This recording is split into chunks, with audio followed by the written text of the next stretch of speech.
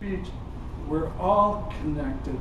Please help me welcome Lisa Rich. We're all connected.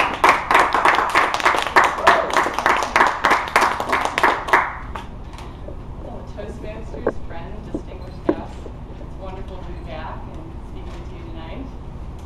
I chose this topic about connections because I'm here on a visit to Chicago, and lo and behold, in the past 4 days, I've seen about 28 people, and people I did not expect to see. One of the people I made a point to see was Bill Function. If you've never heard of Bill Function, he's an 80-some-year-old man, won't tell me his age, who is a speech coach. He is a teacher at a college, teaches writing skills. He helps people write and edit books. He's 85 and living his life well. He really, really savors every minute. And I thought, I have to see Bill. But you might wonder, Tim, why would I want to see Bill?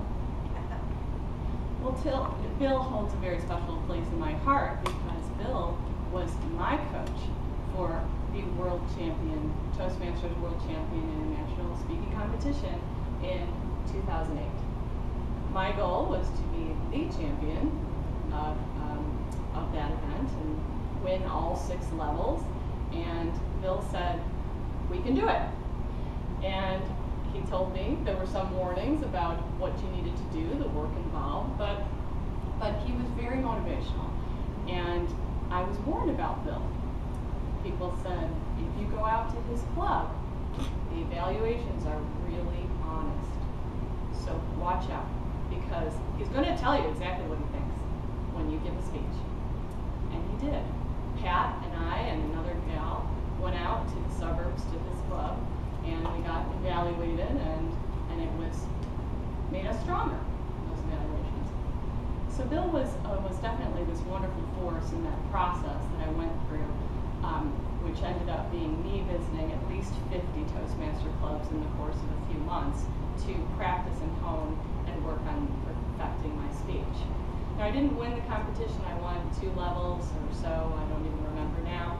But Bill was there for me 100% of the time. Every time I had a new version of the speech, he's reviewing it and on the phone with me consulting, and Rocky was as well. Rocky was I had co-coaches. I had Rocky as another coach.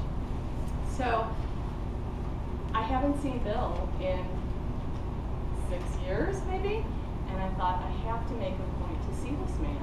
He gave me his time, he gave me his energy, he gave me all this knowledge and expertise just for the giving. So I contacted him, and I tried to make a time to meet him. He lives in Naperville, and I don't have a car. So I was trekking it out to Naperville to see Bill, which was I knew would be absolutely worth it. So I see Bill, and are we talking about Toastmasters and speeches and business talk? Absolutely not. We're talking about Bill's very full life, and he talks a mile a minute. He's Irish. The man can tell a story like you wouldn't believe. So just the exposure to Bill and his language and his speaking style and just the warmth of this man was so fulfilling. I got to see him for a whole 2.5 hours. We spent the first hour and a half having breakfast and chatting, and then during the course of that conversation, he tells me he loves backgammon. I said, I love backgammon too. He said, well, let's go from here to Panera and play a game. I'm thinking, okay, this man lives every minute of his life to the fullest. He pulls out a championship regulation board. I've never seen one before. It's this big. It's in his car. He pulls out a laptop that has the Extreme backgammon computer game. Yes, it's called Extreme. And he wanted me to learn it. He wanted me to learn that there's a best move for every position on the board, and this keeps your mind young, and you should learn backgammon and make so you know what the best moves are, and then you could be a world champion backgammon player.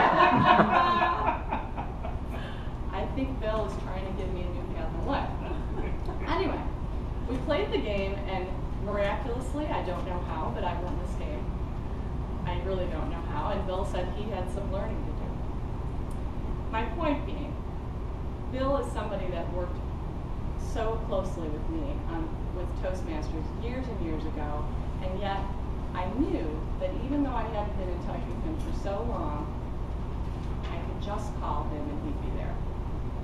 And he emailed me with a response to our visit and said, I can't wait until you're back in town. Look me up again. And that's exactly what I'll do. Thank you so much.